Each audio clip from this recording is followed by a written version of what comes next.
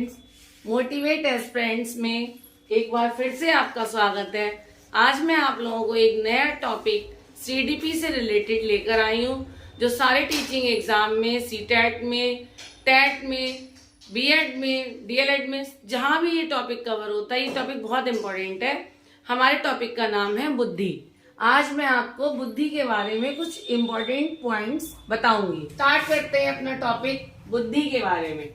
बुद्धि, इसको हिंदी में कहा जाता है बुद्धि। जो हमारे दिमाग में सोचने की शक्ति होती है उसको हम बुद्धि कहते हैं। इसको इंग्लिश में कहा जाता है इंटेलिजेंस। अक्सर बोलते सुना होगा कि वो बंदा बहुत इंटेलिजेंट है, तो उसकी इंटेलिजेंसी कैसे नापी जाती है? बुद्धि के अकॉर्डिंग। बुद्धि को हिंदी में इंटेलिजेंस कहते हैं। ये जो हमारा इंटेलिजेंस का जो टॉपिक है, सीटेट में, टेट में, टीचिंग एग्जाम में, बीएड में, डीएलएड में, जहां भी ये टॉपिक कवर होता होगा, सबके लिए बहुत इंपॉर्टेंट है। और सारे इंपॉर्टेंट पॉइंट्स मैंने इसमें सारे इकट्ठे कर लिए, सारे स्टोर कर लिए हैं। जितने भी मुझे इंपॉर्टेंट पॉइंट्स लगे वो मैंने यहाँ पर डिस्कस करने जा रही हूँ। चलिए स्टार्ट करते हैं परिभाषा से। परिभाषा, बुद्धि की परिभाषा को कैसे परिभाषित किया जाता है? सोचने और समझने की योग्यता ही बुद्धि है।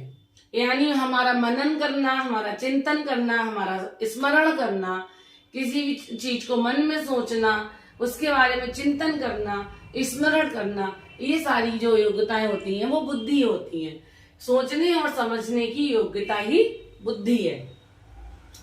अब इसको बुद्धि की बहुत सारी परिभाषाएं आई, अलग अलग शिक्षाविदों ने, अलग अलग वैज्ञानिकों ने इसकी भाषाएं, साइकोलॉजिस्ट ने इनकी परिभाषाएं दी।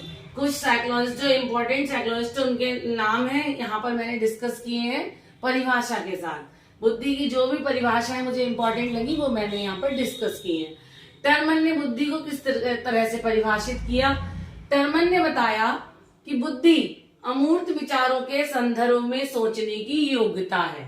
अमूर्त विचार हमारे कौन से होते हैं? जिनको हम देख ना सके, जिनको देखा ना जा सके, उन्हें हम अमूर्त विचार कहते हैं। अमूर्त, जिसकी कोई मूर्ति ना हो, जिसको हम अपने मन में सोच सके, उन्हें हम कहते हैं अमूर्त विचार। तो टर्मन ने कहा बुद्धि अमूर्त विचारों के संदर्भ में सोचने की योग्यता है। बुद्धि जो है अमूर्त विचारों के संदर्भ में सोचने की योग्यता है। वुडवर्थ ने क्या कहा बुद्धि के बारे में? बुद्धि के बारे में वुडवर्थ ने कहा बुद्धि कार्य करने की एक विधि है कि हम किसी भी कार्य को अपनी बुद्धि से कैसे करते हैं। ये किसी भी कार्य करने से पहले हम मन में सोचते हैं कि हमें करना क्या है। इसीलिए वुडवर्थ के अनुसार बुद्धि कार्य करने की एक विधि है। बकिंघम महोदय ने क्या कहा बुद्धि के बारे में? बकिंघम ने कहा सीखने की योग्यता ही बुद्धि है।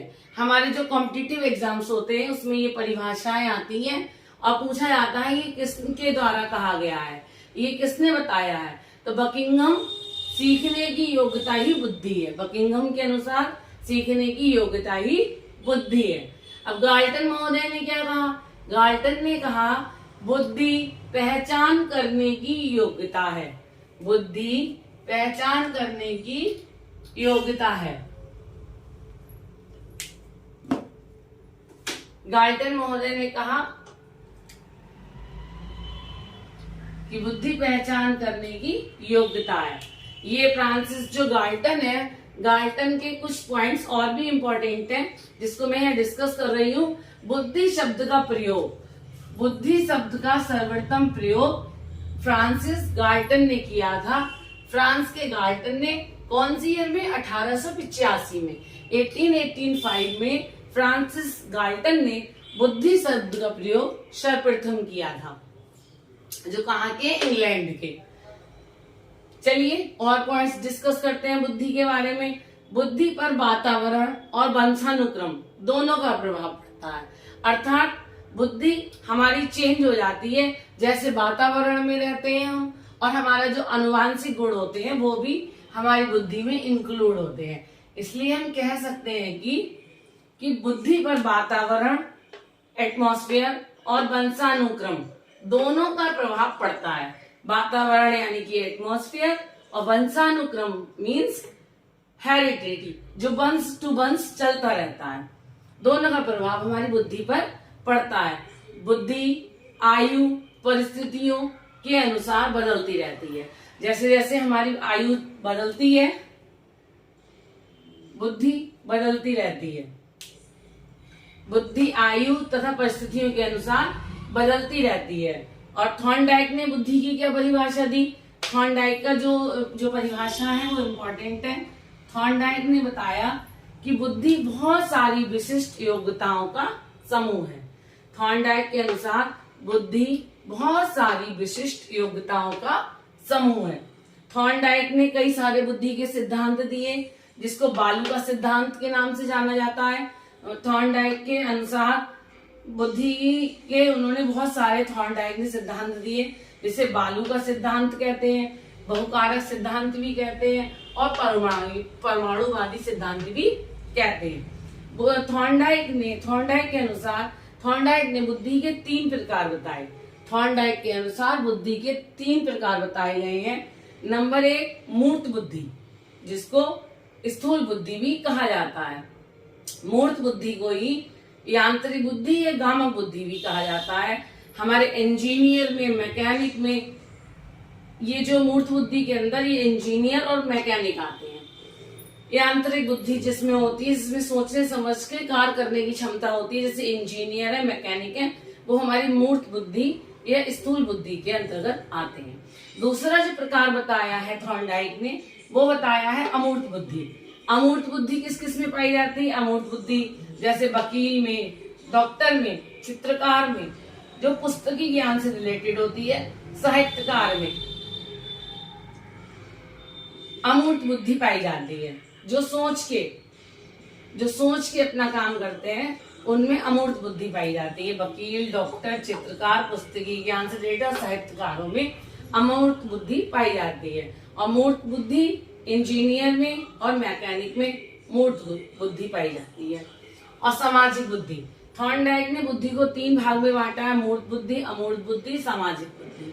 मूर्त बुद्धि इंजीनियर में, मैकेनिक में, अमूर्त बुद्धि वकील, डॉक्टर, चित्रकार में और साहित्यकार में पाई जाती है। और सामाजिक बुद्धि जो सामाजिक कार्यकर्ता होते हैं, नेता, अभिनेता, संत, महात्मा, इनमें कैसी बुद्धि पाई जाती है? सामाजिक बुद्धि।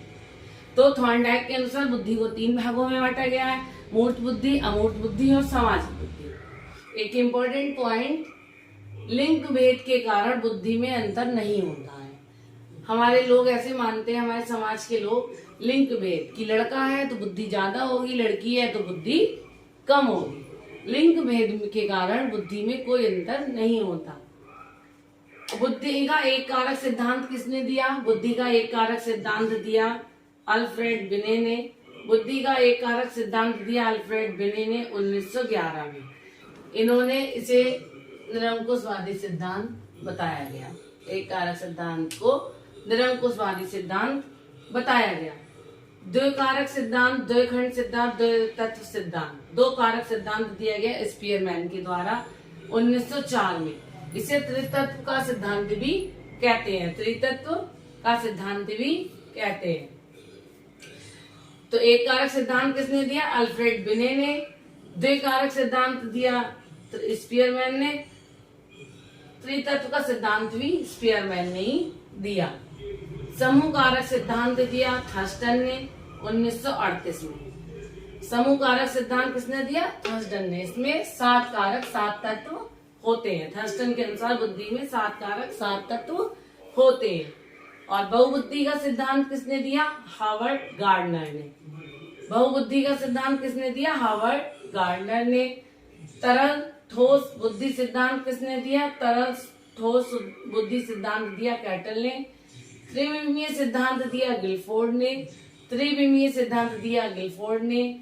और एक आर्मी अल्फा परीक्षण, इसे कहते हैं शाब्दिक बुद्धि परीक्षण। एक परीक्षण और आया बुद्धि से रिलेटेड, आर्मी अल्फा परीक्षण, शाब्दिक बुद्धि परीक्षण भी इसको कहते हैं। और दूसरा आर्मी बीटा परीक्षण, इसको अशाब्दिक बुद्धि परीक्षण भी कहते हैं।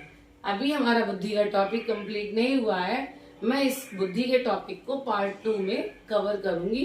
जो भी इम्पोर्टेंट मटेरियल इसमें से बचा हुआ है वो उसे मैं नेक्स्ट टॉपिक में कवर करूंगी। Thanks for watching.